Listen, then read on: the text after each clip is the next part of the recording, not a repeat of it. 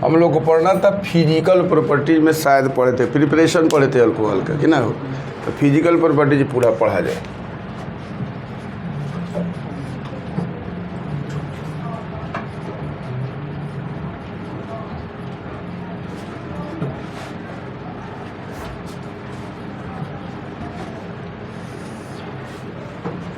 Generally lower member जो होता है कलरलेस लिक्विड होता है, ये तो हम लोग जानते हैं। लोअर मेंबर्स जो होते हैं क्या होंगे, आर कलरलेस लिक्विड, ठीक है। हायर मेंबर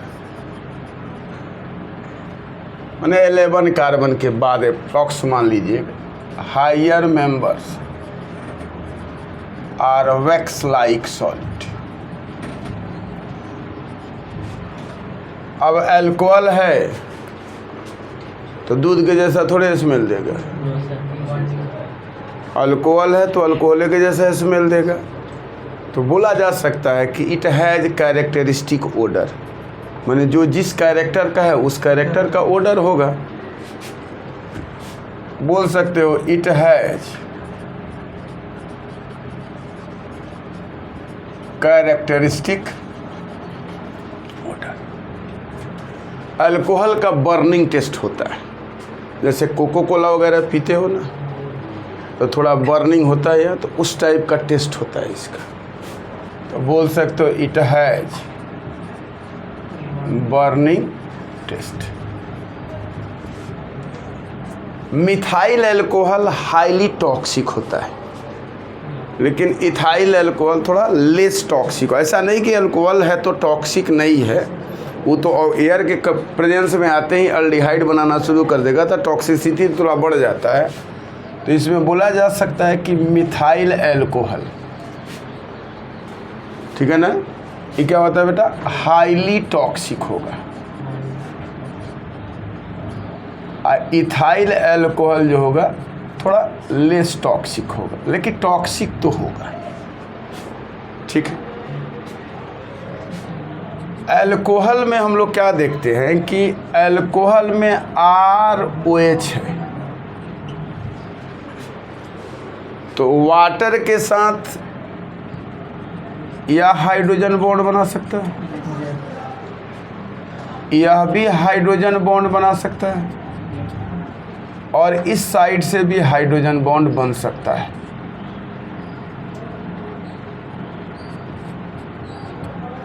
बन सकता है कि नहीं बन सकता?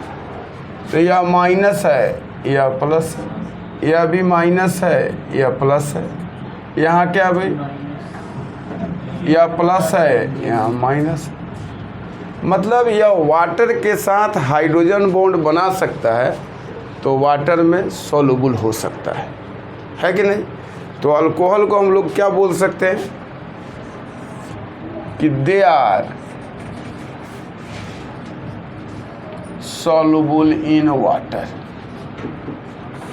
Why they are soluble in water? Because they can form intermolecular hydrogen bonding with water molecule. तो हम लोग क्या बोल सकते हैं, because they can form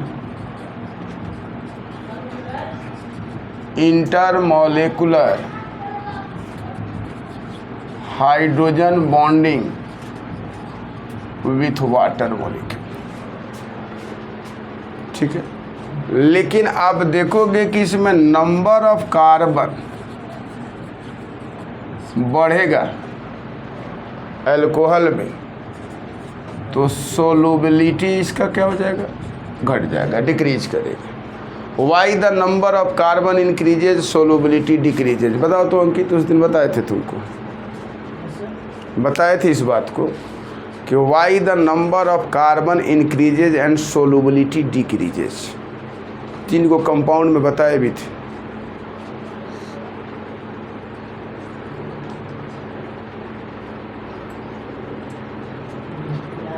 तुम पढ़ने ही नहीं आते, या तुम्हारे लिए हम आज बोल दिए। तुम नहीं जाते हो पढ़ने?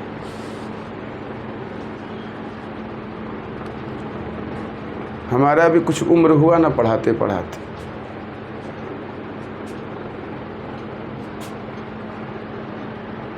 क्या होता है? नंबर ऑफ अल्काइल ग्रुप बढ़ेगा, हाइड्रोफोबिक नेचर बढ़ेगा, और हाइड्रोफोबिक नेचर इसमें सोलुबिलिटी के लिए ROH में OH ना रिस्पॉन्सिबल है सोलुबिलिटी के लिए। माने यह जो है 21 नेचर का है, हाइड्रोफिलिक नेचर का है,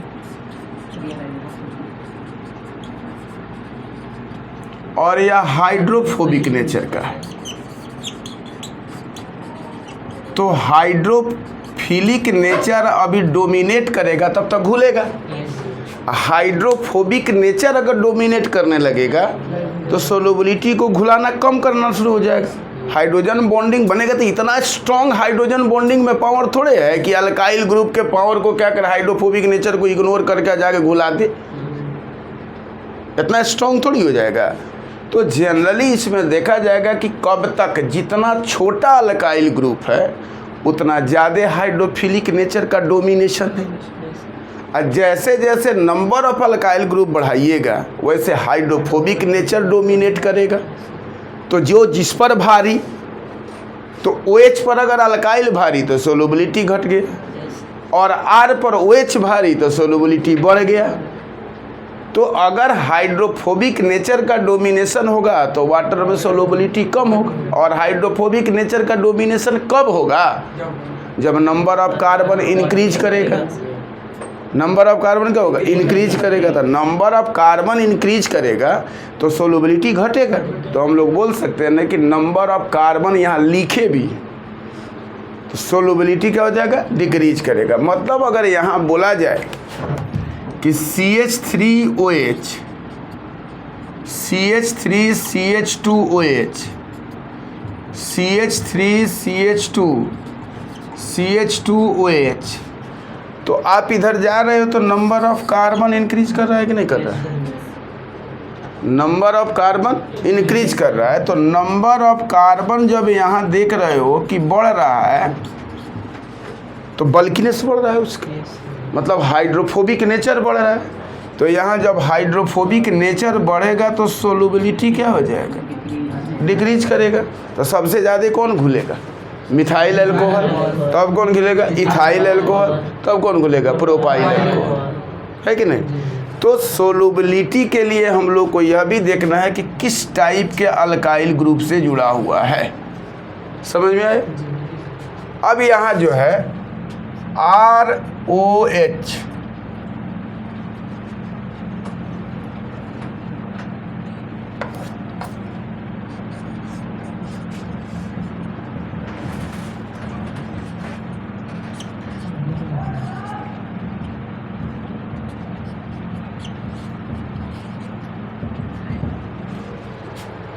इंटरमोलिकुलर हाइड्रोजन बॉन्डिंग है कि नहीं?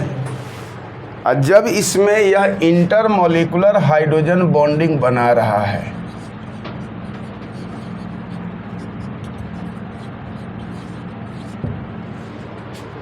तो इसका बॉइलिंग पॉइंट तो बढ़ेगा, क्योंकि एग्रीगेशन होगा, और एग्रीगेशन तो यूनिटी इज स्ट्रेंथ, यही ना है? Unity is strength. तो जब यूनाइट हो जाएगा तो बढ़ेगा कि नहीं बढ़ेगा बॉइलिंग पॉइंट? क्योंकि यूनाइट होगा तो एग्रीगेशन हो जाएगा, और एग्रीगेशन हो जाएगा तो कम क्लोजर हो जाएगा, और कम क्लोजर हो जाएगा तो इस बॉन्ड को ब्रेक करने में ज़्यादा एनर्जी लगेगा। अब यहाँ देखो तो भाई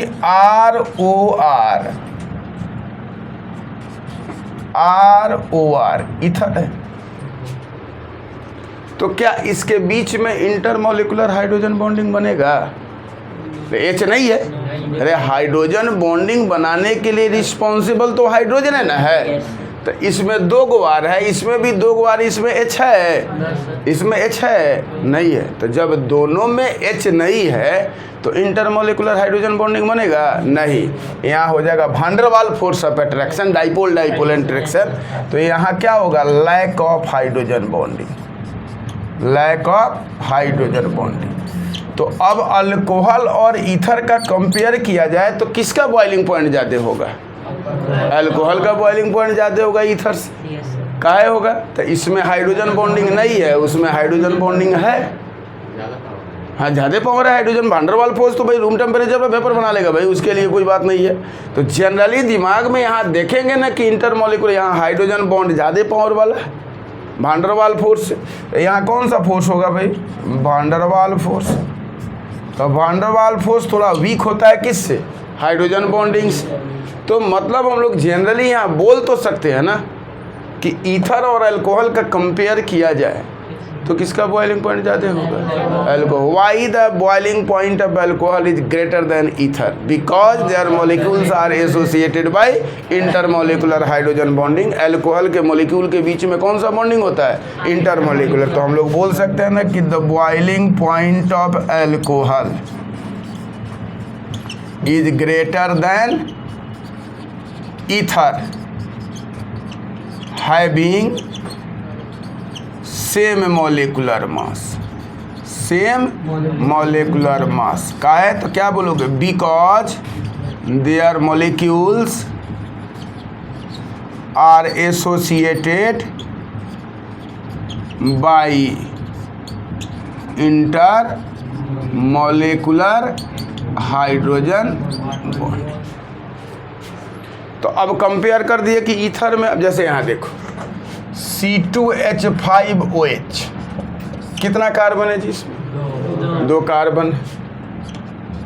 हाइड्रोजन का हमको तो 6 दिख रहा है, और ऑक्सीजन कितना है? 1।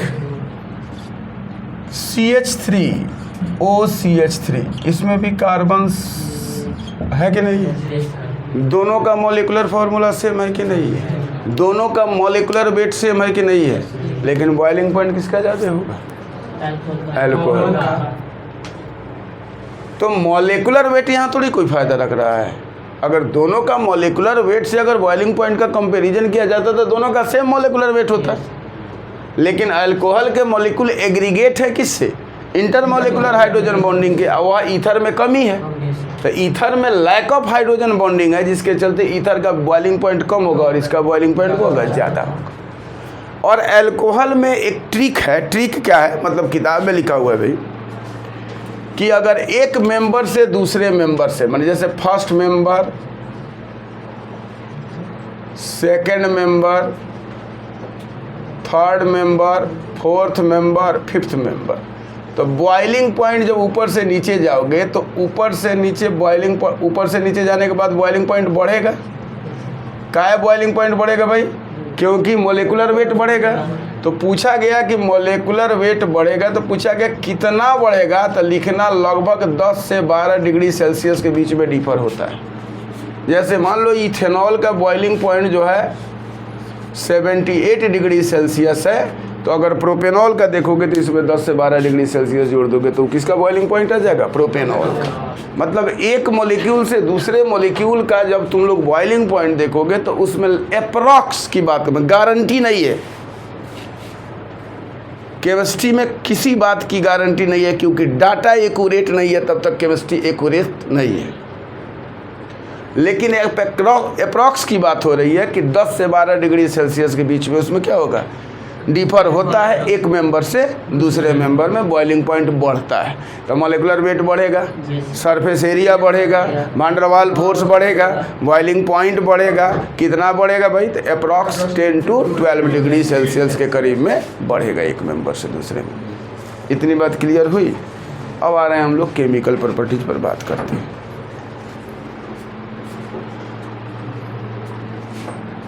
अब इसका केमिकल प्रॉपर्टीज हम लोग पढ़ेंगे।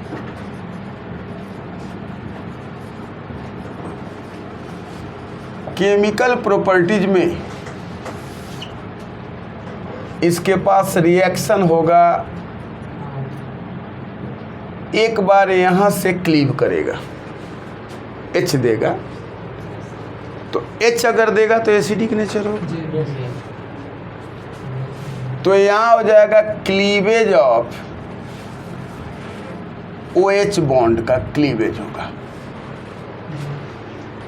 तो इस नेचर को बोला जाएगा एसिडिक नेचर।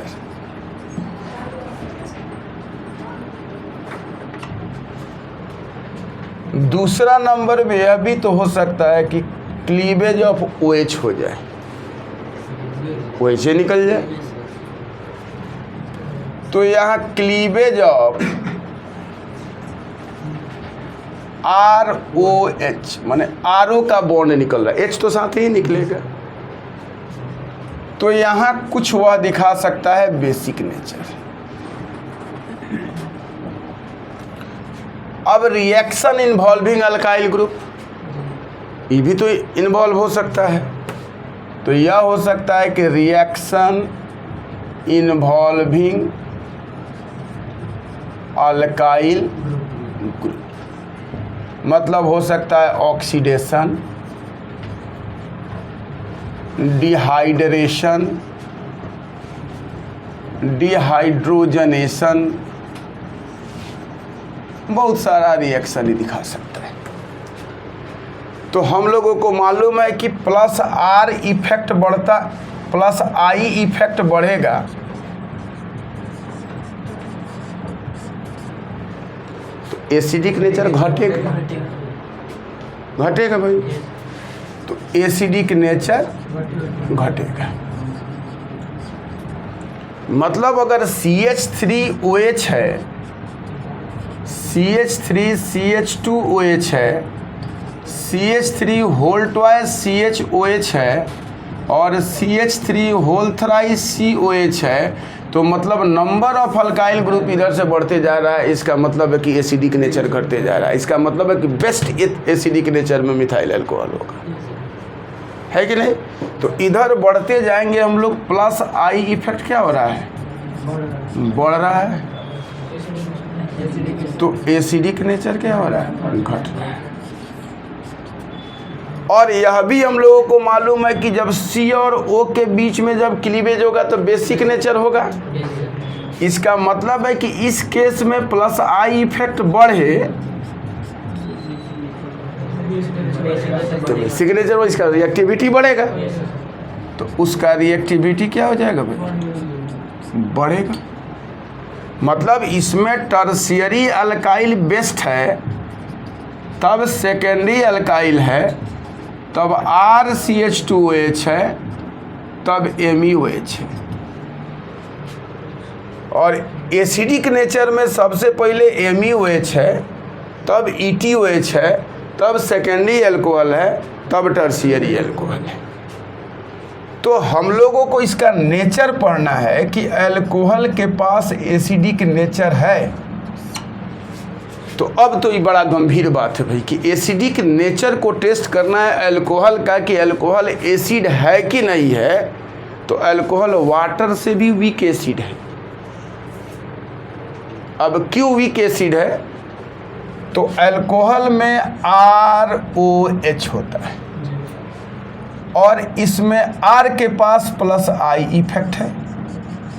और जब प्लस I इफेक्ट होगा तो इलेक्ट्रॉन डेंसिटी ऑक्सीजन के साइड में बढ़ेगा, और जब ऑक्सीजन के साइड में इलेक्ट्रॉन डेंसिटी बढ़ेगा तो हाइड्रोजन को पकड़ के रखेगा, छोड़ेगा ही नहीं। तो जब तक हाइड्रोजन को छोड़ेगा नहीं तब तक एसिडिक नेचर का आइडिया मिलेगा नहीं मिलेगा। वाटर के केस में हम लोग देखेंगे कोई I इफेक्ट नहीं है, प्लस I इफेक्ट है नहीं है, तो यहाँ H प्लस को दे देगा। तो दोनों में H प्लस को आसानी से कौन देगा, वाटर।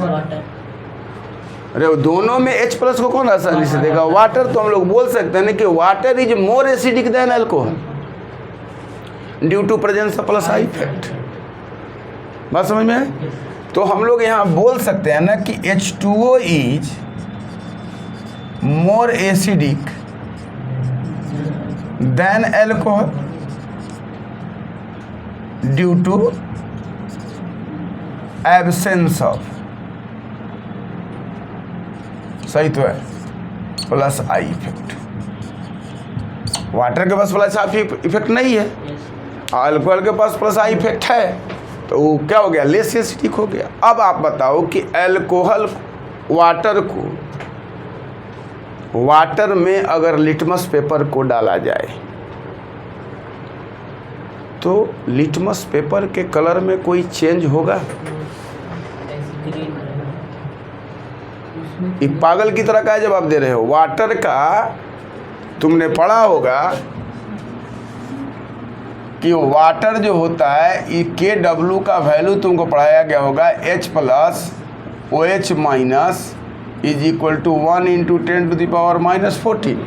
मतलब H प्लस भी होता है तुमको 10⁻⁻7 और OH माइनस भी होता है 10⁻⁻7, तो दोनों न्यूट्रल नहीं हो गया।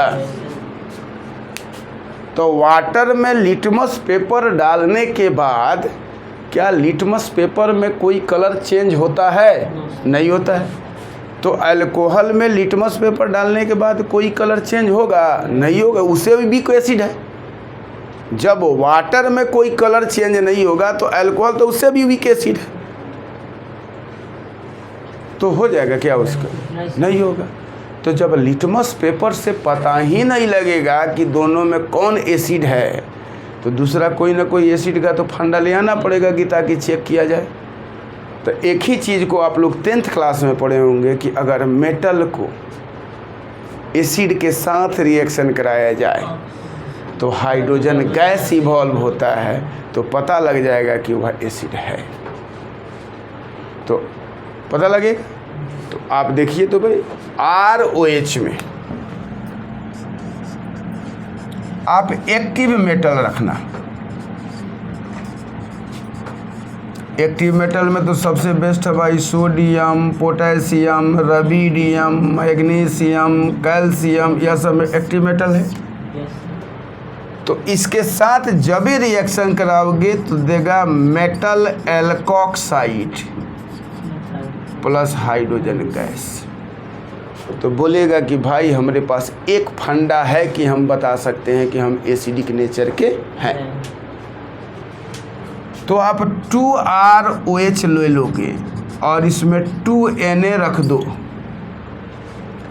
तो यहाँ 2O आ जाएगा और H2 को रिलीज कर देगा कि नहीं कर देगा? तो जब यह हाइड्रोजन को रिलीज करेगा तो O पर माइनस Na पर प्लस हुआ कि ना, और यहाँ H2 निकला कि नहीं, इसका नाम हो गया ना सोडियम एल्कोक्साइड। Sodium alkoxide. और याद कीजिए हेलो अल्केन में पढ़े होइएगा कि सोडियम एल्कोक्साइड में आप लोग RX को दिए थे, तो यह इस पर अटैक किया था, X निकला था तो ROR हुआ था और NaX बना था। इसको विलियमसन्स ईथर सिंथेसिस आप लोगों ने बोला था। तो अब आपको आइडिया हो गया कि RONA हम कहाँ से ले आए और RX हम कहाँ से ले आए। तो अल्कोहल से आप RX भी बना लेते हो और अल्कोहल से RONA भी बना लेते हो और दोनों को मिला करके आप ईथर भी बना लोगे। तो पूछा गया कि भाई क्या तुम मेटल के साथ रिएक्शन दिया तो और कुछ दे सकता है अल्कली उल्कली के साथ? तो बोला कि NaOH को पानी में घुलाते हो तो रिएक्शन होता है? तो कहा नहीं। तो तू बोला कौना लाज से हमसे पूछ रहा है कि हमको तुम अल्कली के साथ रिएक्शन, जब हम वाटर से वीक हैं तो तुमको शर्म होना चाहिए ना पूछने के लिए कि भाई वाटर में NaOH से रिएक्शन कराने के बाद एक्वस होता है, तो हम ही तुमको एक कमजोर बेटा कि हमसे आके पूछ रहा है कि तू कुछ देगा कि नहीं देगा। तो बोला हम ना देंगे रिएक्शन। तो बोला कि हो मतलब आप खाली इसी से दीजिएगा? तो बोला नहीं, हम कार्बोक्सिलिक एसिड के साथ ईस्टर बनाते हैं, एसिड हैलाइड के साथ ईस्टर बनाते हैं एसाइलेशन पर, वहाँ हाइड्रोजन देंगे, लेकिन NaOH के साथ हम रिएक्शन नहीं करेंगे, हम KOH के साथ रिएक्शन नहीं करेंगे। तो पूछा काहे? तो बोला पानी करता है? तो बोला नहीं। तो पानी नहीं करता तो हम काहे करें? जब हमको आप कंपेयर कर रहे हो कि हम पानी से कमज़ोर हैं, तो जब पानी नहीं देता है तो हम भी नहीं देंगे। इसका मतलब है दारू और पानी NaOH के साथ रिएक्शन नहीं करता है, क्योंकि दोनों वीक एसिड होता है। लेकिन फिनॉल करता है, क्योंकि फिनॉल में माइनस आई इफेक्ट होता है, फिनाइल ग्रुप, और माइनस आई इफेक्ट होता है तो इलेक्ट्रॉन को खींचता है ऑक्सीजन से। तो आप लोग देखे होइएगा कि ROH इधर है और C6H5OH इधर है, तो ऑक्सीजन का ध्यान किधर है? तो नहीं दुकान में लिखा रहता है कपड़ा के दुकान में, आपका ध्यान किधर है? इनका दुकान इधर है। तो वही बात है, ऑक्सीजन का ध्यान किधर है? फिनाइल के तरफ। हाइड्रोजन को आया टपका ले गया कोनो, क्या कि ये तो इसके ध्यान में लगे हुए हैं। तो कौन पीछे से आया और टपका लिया हाइड्रोजन को, तो हाइड्रोजन निकल गया आसानी से, तो ये एसिडिक नेचर का होगा कि नहीं? कहेंगे रिजोनेंस दिखाएंगे। इसके पास डीलोकेलाइजेशन है, बेंजीन का रिंग है, इसके पास उसके पास नहीं है। तो बोला हमरा तो लोकेलाइज्ड है, मतलब हमरा तो मूड़ी पर बैठल है, कहीं घूमने ही नहीं जाता है। ई तो बेचारा घूमता भी है जाके रिंग उंग में, तो जबे जगह खाली होगा तो कौन आएगा और गलिया के हाइड्रोजन को लेके चल जाएगा, चल वहाँ से।